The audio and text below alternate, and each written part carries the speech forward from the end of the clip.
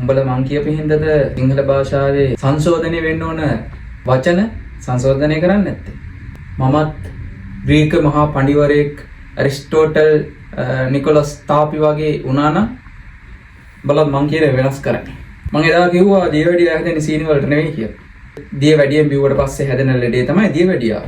සීනි වැඩියෙන් බිව්වට පස්සේ හැදෙන්න ඕන සීනි වැඩියාව. බලහන්නේ නැහැ. උඹලා වෙනස් කරන්නේ නැහැ. මේක බලන මහා පඬිතියෝ ප්‍රඥයෝ බුද්ධිමතුන් ගත්තු සිංහල භාෂාවේ පාරප්‍රාප්ත පාරගෝ පාර වේද මිනිස්සු ඉන්නවා නම් මේ අද කියන එක වෙනස් කරන්න බැරි නේද? මට කරන්න දෙයක් නැහැ. හරිය? බල්ලෝ කෑවට පස්සේ හැදෙන ලෙඩේ ජල බීතිකාව වෙන්නේ කොහොමද? බල්ලෙක් කෑවට පස්සේ හැදෙන ලෙඩේ බලු බීතිකාව. ජලයට බයෙන් ඇති වෙන්න ලෙඩේ තමයි ජල බීතිකාව. ඒ සමහර මිනිස්සු ඉන්නවා ඇලක දොලක ගංගක වෙල්ලක දියක නාන්න බයයි. ඒ මොකද ජලයට බයයි.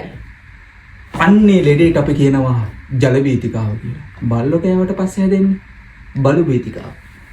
ඔලට ඔන්න වෙනස් කරන්න. එහෙම නැති වුණොත් මම ශ්‍රී ලංකාව දාලා වෙන රාජ්‍යයකට ගිහිල්ලා ඒ රාජ්‍යයේ තියෙන භාෂාව පාරප්‍රාප්ත කරන්න, විසරද කරන්න, විසරඥයෙක් විදියට ප්‍රඥෙක් විදියට හැසිරෙනවා. මේ ග්‍රීසිය වගේ හිටියනන්නේ. හරි එතකොට ඔයාලටගේ මගේ තේරෙයි. හරි වීඩියෝ එක ඉවරයි. කරගෙන වෙන වීඩියෝ එකක් බලන්න. හරි. පස්සේ හමු වෙමු අතරමං.